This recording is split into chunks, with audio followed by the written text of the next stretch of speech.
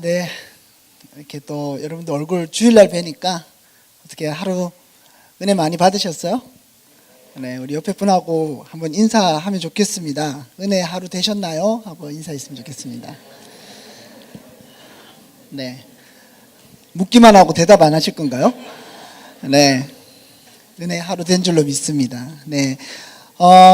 네, 말씀부터 같이 읽었으면 좋겠습니다.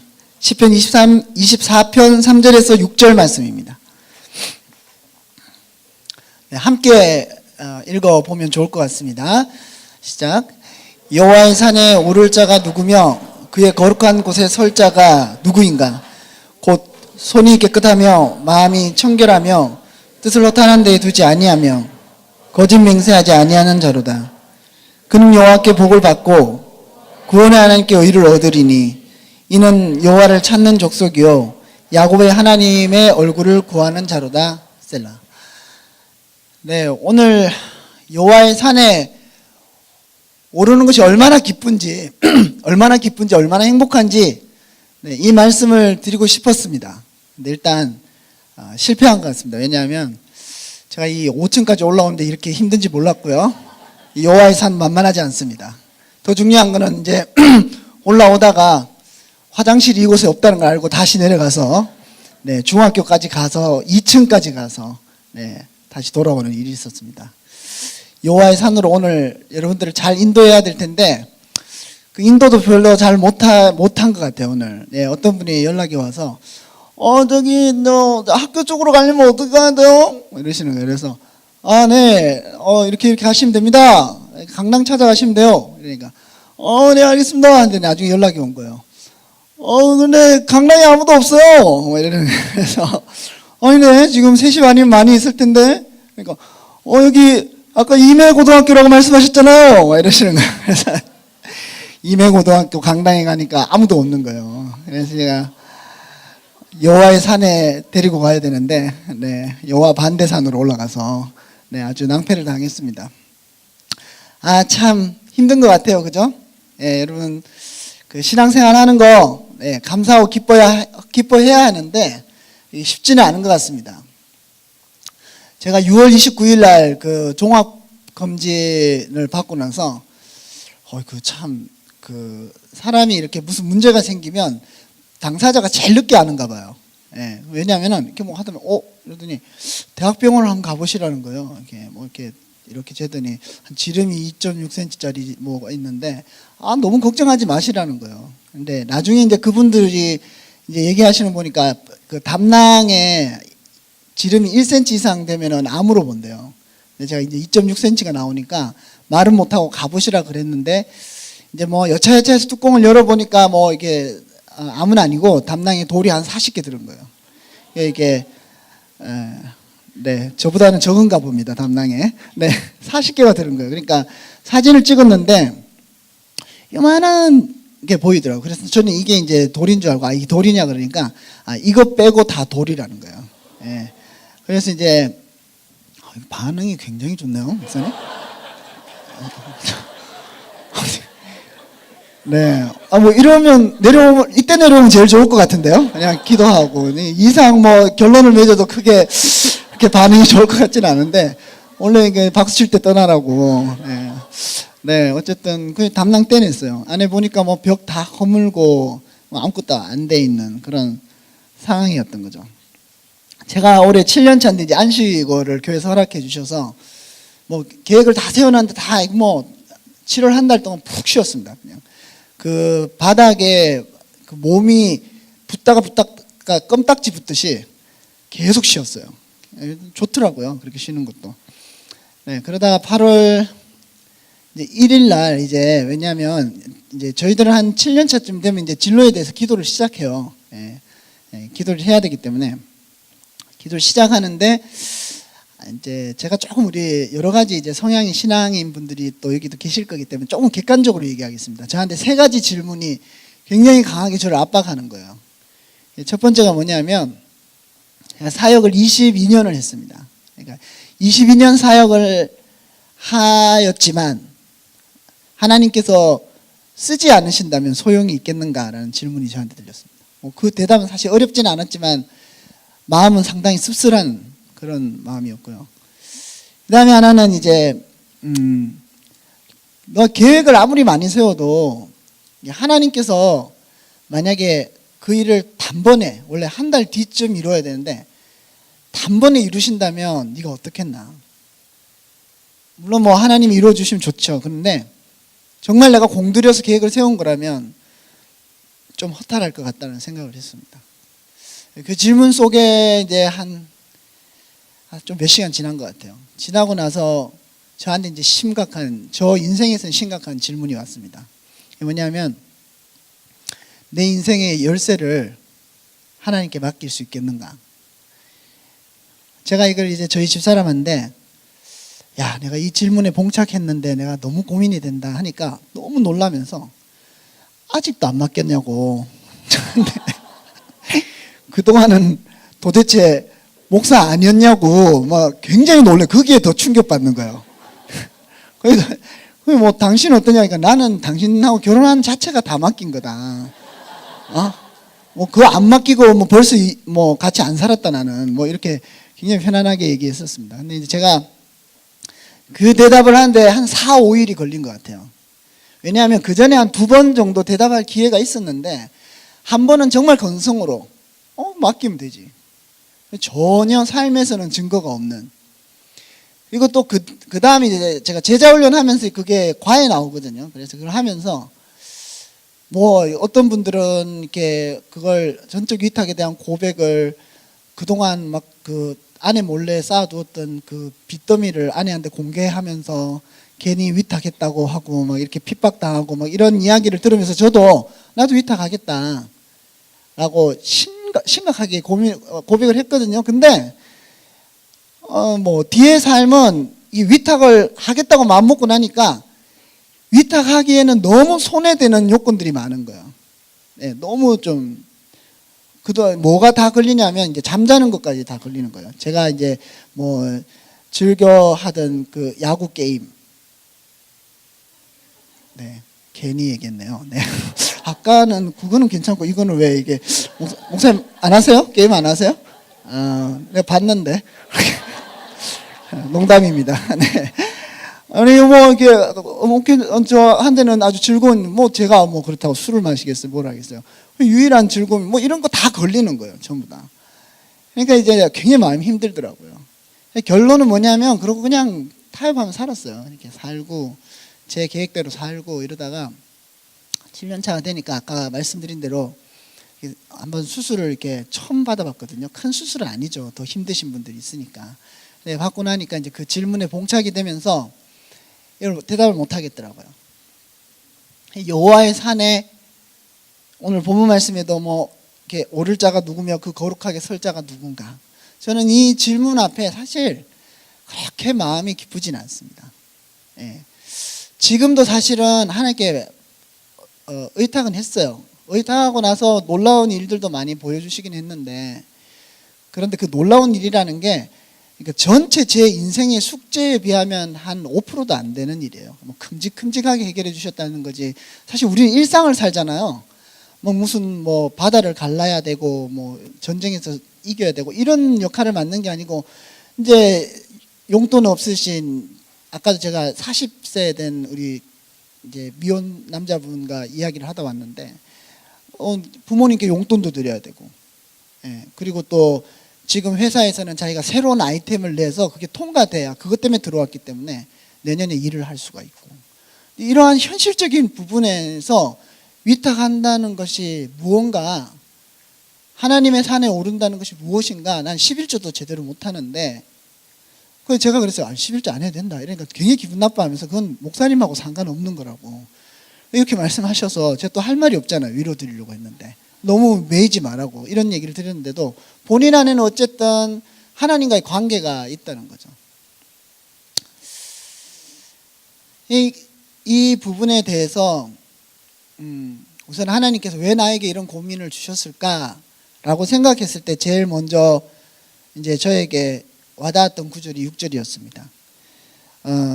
이제 그 앞에 그렇게 여호와의 산에 오르면서 손이 깨끗하고 이런 조건들을 갖춘 사람이 하나님께로부터 의를 얻는데, 그 사람이 어떤 사람이냐라고 했을 때 여호와를 찾고 하나님의 얼굴을 구한다 이런 말이 있더라고요. 여러분 이게 물론 시편이긴 하지만 하나님의 얼굴을 구한다는 것이 여러분 어떻게 와닿으세요? 저는 이 얘기에 대해서 좀 뭐 제가 무슨 철학을 하는 건 아니니까 우선 제가 결론부터 말씀드리면 하나님이 나를 완전히 소유하실 때 일어나는 하나님과의 관계의 가장 큰 특징이 하나님의 능력을 구하는 게 아니라 하나님의 얼굴을 구하는 자가 된다는 것입니다. 제가 담낭 수술 들어가기 전에 되게 궁금했어요. 어떤 기도를 할까? 왜냐하면 제가 임종 예배도 많이 해보고 심각한 이제 그 병원에 들어갈 때에 그 기도도 많이 해드렸거든요. 근데 나는 어떤 고백을 할까? 근데 저는 그냥 자연스럽게 딱 닥치니까 하는 말이 그냥 제가 이제 주일학교 사역을 오래 해서 그런지 진짜 예수님 얼굴 보고 싶더라고요. 진짜 예수님 얼굴 보고 싶더라고요. 그러니까 저는 이 시편의 6절 말씀이 그런 마음인 것 같아요. 이 본문 배경이 이제 하나님의 법궤를 오베데돔에서 성전으로 옮기는데 우여곡절이 많았거든요. 하나님이 하나님으로 대우하지 않는 하나님의 백성들이 하나님을 하나님으로 대우하지 않는 그런 현실 속에서 우여곡절 속에 다시 성전으로 올라올 때에 이 다윗이 그 자체에 뭐 이게 내 뜻대로 됐다라는 데 기쁜 게 아니라 그냥 그게 오르면서 하나님의 얼굴을 보는 것 같이 기쁘고 즐거워하는 그 마음이 상황은 조금 틀리지만 제가 수술 받기 직전에 예수님 너무 얼굴이 보고 싶은 거예요. 물론 제가 그 뒤에 기도를 바꿨습니다. 왜냐하면 그 순간에 전신마취가 들어가기는 순간에도 사람이 인간적이 되더라고요. 예수님의 얼굴을 보고 싶다는 것은 못 깨어날 수도 있다라는 그런 생각이 들면서 제가 순간 제가 이게 현실이니까 그러니까 이 기도는 잘못하면 안 되지 않을까 이런 생각하면서 그 기도 취소해야 이러는데 약이 들어갔어요 이미. 취소를 못하고 이제 잤어요. 그래 무의식 중에도 상당히 불안해하면서 제가 이제 수술 받았던 그런 시간이었습니다. 근데 이런 고민이 답은 잘 주어지지 않지만 이런 고민이 가능한 이유에 대해서 생각을 해봤어요. 내가 이게 살아있다는 증거잖아요. 살아있지 않는 자에게 고민이 있겠습니까? 영적으로 얘기해도 신앙적으로 얘기해도. 근데 저는 이런 말씀이 생각나더라고요. 마태복음 10장 29절에 참새 2마리가 한 아사리온에 팔리지 않느냐. 그러나 너희 아버지께서 허락하지 아니하시면 그 하나도 땅에 떨어지지 아니하니라. 땅에 떨어지지 아니한다. 아까도 말씀드렸지만 제가 취소를 못하고 사실 여기서는 굉장히 저도 웃으면서 얘기하는데 정말 0.1초 사이인데 막 이런 그대로 하면 그거예요. 예수님 너무 보고 싶어요. 이때는 제가 신앙이 성령 충만한 상태였고 그 순간 3초 안에 제정신이 돌아오면서 이렇게 기도하면 내가 못 살아날 수도 그런데 제가 지금 여기 있잖아요. 여기 있는 이유가 보면 한 그 새도 땅에 떨어지지 아니하게 하시는 하나님의 뜻이 있기 때문에 제가 말의 실수대로 인생이 펼쳐지지 않는 거예요. 여러분 혹시 여러분 실수 때문에 가슴 아파하시는 분 있으세요? 하나님의 소유가 되면 내 실수대로 인생이 가지는 않아요. 불안해하지 마세요. 그럼에도 불구하고 이렇게 어쨌든 실수가 많은데 우리가 이 길을 걸어가야 되는 이유 사실 환자복 입으니까 다 똑같더라고요. 다 똑같더라고요. 목사 별 수 없어요. 여러분 다 똑같습니다. 다 똑같은 우리인데 우리가 여기서 이제 관심이 가져지는 게 그러면 하나도 땅에 떨어지지 않게 하시는 그 하나님이 왜 우리에게 자꾸 불안을 주시는 것 같이 자꾸 불확실한 미래를 주실까? 근데 사실은 이게 제가 적어온 거에도 하이델베르크 문답서 질문 27절에도 이런 질문이 있거든요. 하나님 섭리가 무슨 뜻이냐 했을 때 이 대답이 사실 동의는 잘 안 돼요. 저는 뭐라고 그러시냐면 전능하시고 어디에나 계시는 하나님 능력 그 손 안에 있는 능력으로 만물을 붙드시고 다스리시는데 채소, 풀, 비, 가뭄, 풍년, 흉년, 고기, 음령, 부, 가난 이런 모든 것들이 사실 우연이 아니라 하나님 아버지의 손길로부터 온다. 이게 섭리라는 거예요. 섭리. 그런데 왜 그러실까? 항상 성도님들의 신방에 보면 그 현실이라는 것은 굉장히 냉혹합니다. 우리에게 결코 신앙을 좀 풍성하게 해줄 만한 시간을 주지 않습니다. 그런데 성경은 특이한 제안을 합니다. 내가 하나님을 붙들려고 하지 말고 하나님 손에 붙잡힘 받는 것이 무엇인지를 알기를 원하세요.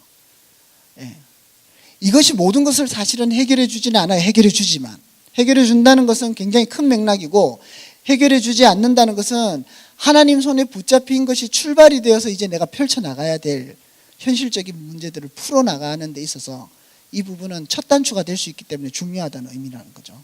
그러나 모든 것을 해결해 주지 않는 것처럼 느껴집니다. 이렇게 한번 물어보죠. 여러분, 정말 그 하나님의 섭리라면 모든 거에 하나님께서 다 주장하고 계시고 함께 하시다고 말씀하고 계시거든요. 말씀하고 계세요. 그런데 정말 여러분들 진짜 언제 어디나 하나님을 느끼고 계십니까? 여러분들이 이 자리에 세팅된 이 예배 구조 안에서 뿐만 아니라 아무도 보지 않는, 또는 어떤 영향력도 내 삶에 그 어떤 문제에도 해결점을 줄 수 없는 그런 상황 속에 있는 나에 대해서 하나님께서 함께 하시고 계신다는 것을 내 삶 속에서 느끼고 계십니까? 정말 고난이, 중요한 순간에는 혼자더라고요, 여러분. 우리 옆에 분하고 한번 좀 이렇게 위로해 주셨으면 좋겠습니다. 중요한 순간에는 혼자더라고요. 한번 얘기해 보세요. 네.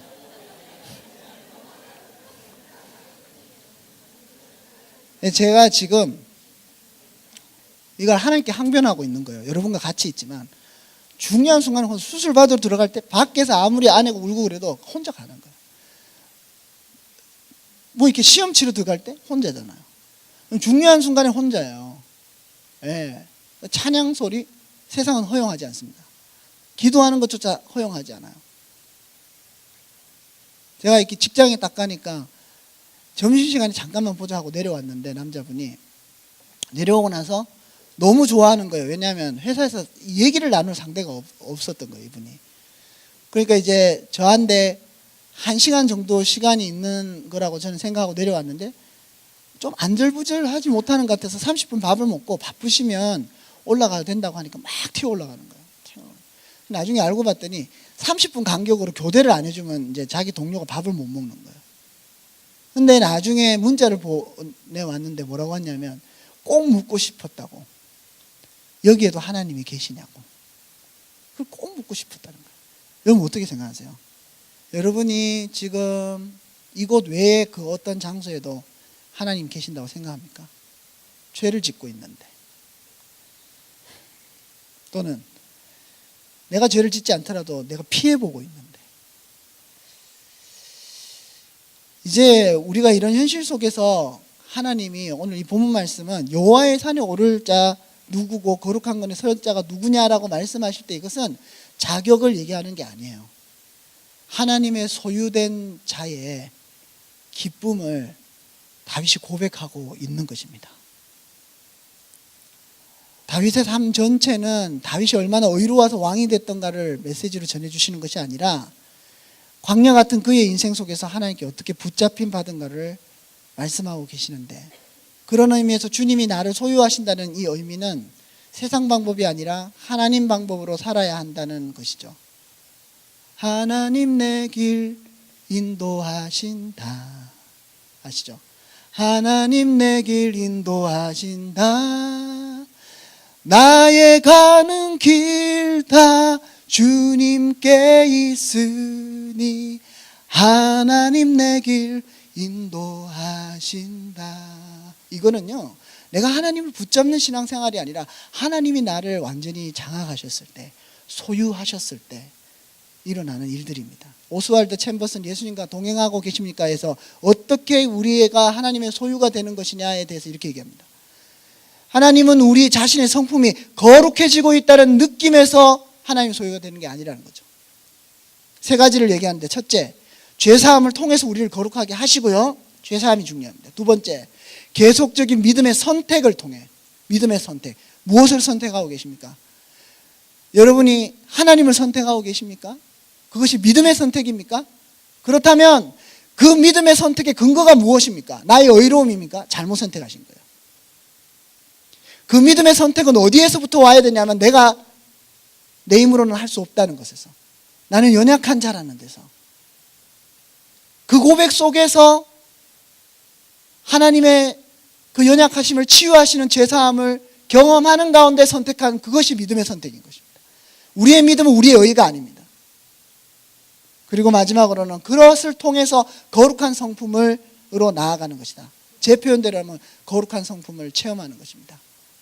하나님이 사람의 몸을 입고 이 땅에 오신 이유는 우리로 하여금 우리의 죄와 허물을 위해서 죽으시는 죄사함의 일을 하기 위해서도 오셨지만, 우리가 예수님을 믿고 난 뒤에 우리가 그 어려운 믿음의 선택, 나의 삶의 현장에서 주님의 그 나의 연약함 가운데서도 나의 가는 길을 인도하시는 분이라고 고백하는 가운데서 내가 선택했을 때 체험하는 것은 어떤 문제가 해결되는 것이 아니라 그 이전에 하나님의 성품을 체험하는 것입니다. 우리가 하나님의 성품을 체험하는 순간 우리는 느낍니다. 내가 하나님의 소유라는 사실을, 하나님이 나를 소유하셨다는 사실을. 그것은 꼭 제가 8살 때 어머니가 이제 밖에서 공놀이를 하다가, 제가 어머니와 공놀이를 하다가 어머니가 잠깐 들어간 사이에 저 혼자 놀다가 그 화장실을 만들려고 웅덩이를 파놓은 그 물에 공이 이렇게 떨어졌어요. 그래서 제가 그 공을 줍다가 빠진 거예요. 그리고 이게 빠져서 그 물속에서 막 허우적대면서도 보이는 장면이 두 개였습니다. 첫째는 제가 막 허우적대는데 뒷집에 누나가 담장 밖으로 저를 보면서 막 웃는 거예요. 좀 웃기게 보였던가 봐요. 왜냐하면 그 화장실 만들어 놓으려고 만든 물에 제가 막 하면서 막 울면서 막 이러고 있으니까 그 모습이 좀 이게 좀 위험하게 하는 곳은 아니었거든요. 한 뭐 제 고당시 키에도 한 허리까지밖에 안 오는 데인데, 제가 놀래가지고 막 호적 그렇게 웃으시면 누나가 생각나요. 굉장히 제 상처거든요, 그 당시에. 화장실 물이었다니까요, 거기가. 그냥 막 이렇게 호적되고 있는데 어머니는 똑같은 장면인데 튀어나와서 막 울면서 나를 잡아주시고, 그 누나는 그 이후로 저희 집에 못 왔습니다. 저희 어머니의 진노의 화살을 피하러 늘 다니고, 소문에는 길로 못 다녔다는 소식을 제가 들어요. 정말 고통당하면서 이렇게 누나가 힘들어했던 그런 또 기억이 나는데, 저는 그 어머니가 저에게 이렇게 해주신 모습이 생각이 나면서,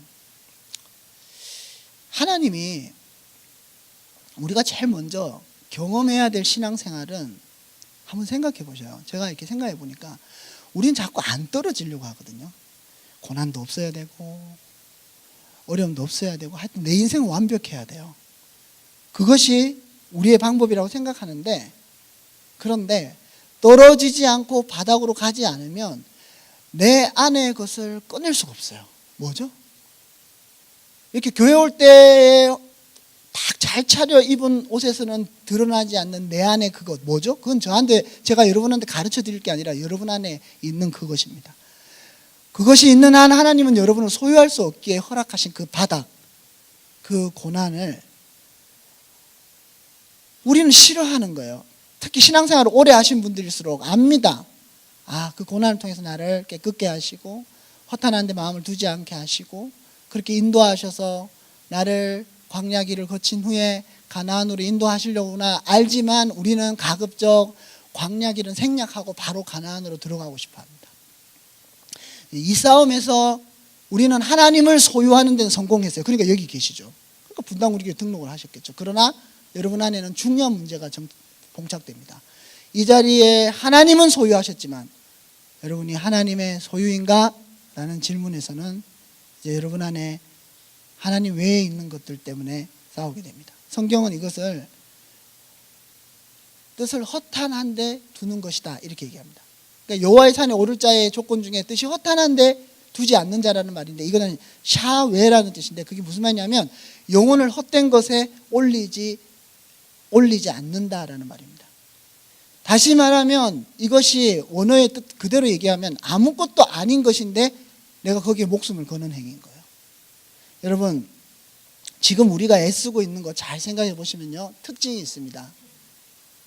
그게 뭐냐면 사라질 것이라는 거예요. 건강 사라질 것, 돈 사라질 것, 다 사라질 것입니다.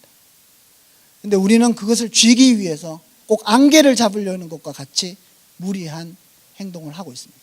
필요한 것이라고 우리가 하나님께 항변하지만 하나님은 사라지지 않는 것을 우리에게 붙잡게 우리를 초청하고 계십니다.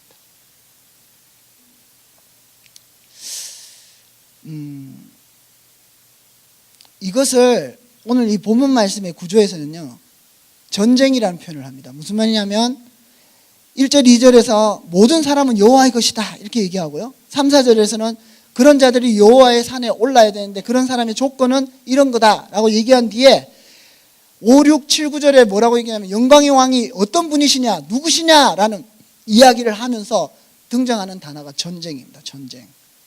무슨 전쟁인지 아세요? 여러분, 솔직히 내가 하나님을 붙잡는 것은 처음부터 내가 할 수 없는 일이에요. 하나님이 우리에게 찾아와 주셔야 되고 붙잡아 주셔야 되는 일이고 우리를 구원해 주셔야 되는 일입니다.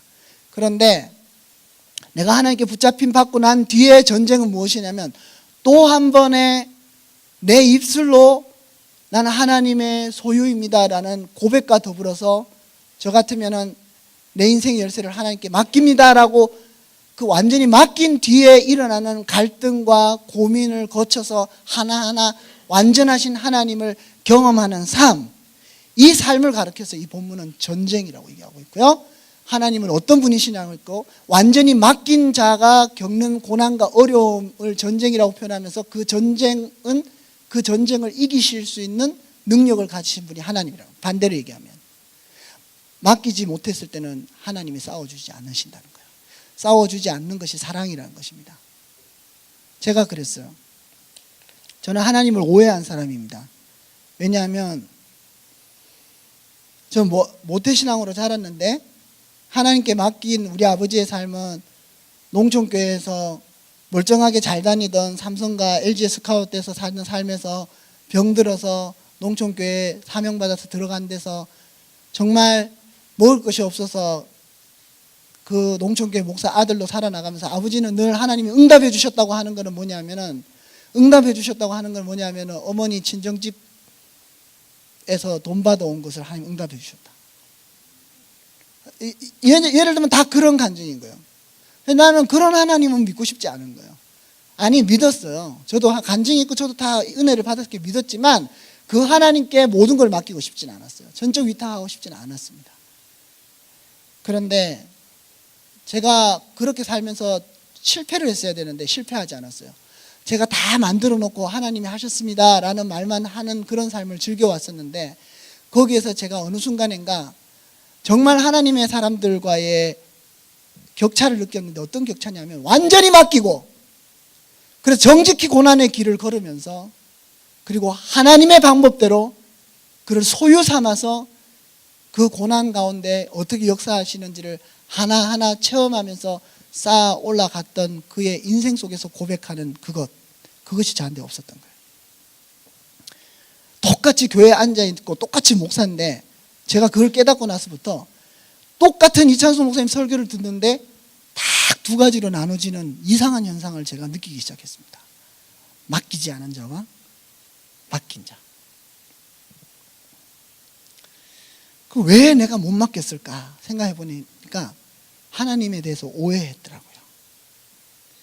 그 시인 칼리 지브란이 이런 말을 했는데 참 좋더라고요. 당신의 고통은 당신이 오해의 껍질을 벗고 이해하는 사람이 되도록 만드는 것이다. 당신의 고통은 당신이 오해의 껍질을 벗고 이해하는 사람이 되도록 만드는 것이다. 제가 올해 경험했던 하나님은 하나님에 대한 오해의 껍질을 벗는 삶이었습니다. 하나님께 완전히 맡기고 난 뒤에 내가 얼마나 하나님을 오해했는지, 다시 말씀드리면 하나님에 대한 정확한 지식은 하나님께 완전히 맡기고 그분의 소유가 될 때에 진정한 신앙생활이 시작됩니다. 여러분, 진정한 신앙생활을 시작하셨습니까? 하나님은 그것을 위해서라면 몸은 분당 우리 교회에 있지만 하나님은 그 본격적인 삶으로 초청하셔서 여러분의 삶을 세우시기 위해서 얼마든지 시간을 투자할 준비가 되신 분입니다. 왜냐하면 그분은 전쟁에 능하신 분입니다. 그럼 우리는 어떻게 해야 될까? 정말 고민이 많아요. 근데 제가 다 얘기할 수 없어서 오늘 선택한 찬양이 있습니다. 하나님을 오해하면 이런 말을 하게 되더라고요. 하나님, 나 연약해요. 나한테 왜 이러세요? 내가 뭐 그렇게 하나님한테 죄 지은 게 있다고 나한테 이렇게 힘들게 하세요? 정말 난 너무 힘듭니다. 하나님 뜻대로 살기에는 부족합니다. 그러나 하나님을 이해하기 시작하면 이 찬양의 가사대로 이런 고백을 하기 시작합니다. 한없는 주님의 은혜가 온 세상에 넘칩니다.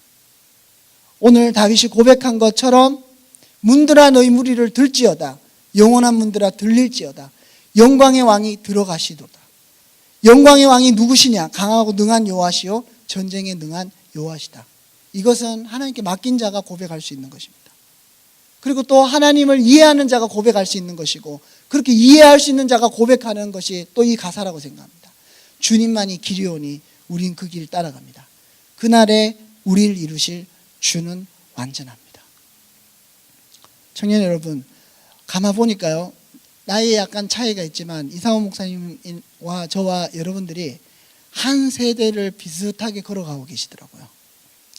오해하면서 걸어가는 길을 이제 접고 하나님을 이해하면서 그분의 소유가 되어서 걸어갈 수 있는 신앙생활 되시기를 주님의 이름으로 축원드립니다. 오늘 여러분 초청해 주셔서 감사하고요. 이 찬양 한번 같이 한번 불러봤으면 좋겠거든요. 이 찬양 부르실 때 하나님께서 좀 이렇게 붙들어 주셨으면 좋겠어요. 내가 하나님에 대해서 오해했던, 두려워했던 사실들을 이 찬양 가사에 담아서 고백하고, 또 후렴 부분에 가서는 그 오해의 껍질을 좀 깨고 하나님을 이해하면서 그날에 우리를 이루실 주는 완전하다고 이런 고백을 할 수 있는 주님의 터치가 있는 찬양이 되었으면 좋겠습니다. 우리 한번 함께 고백해 볼까요?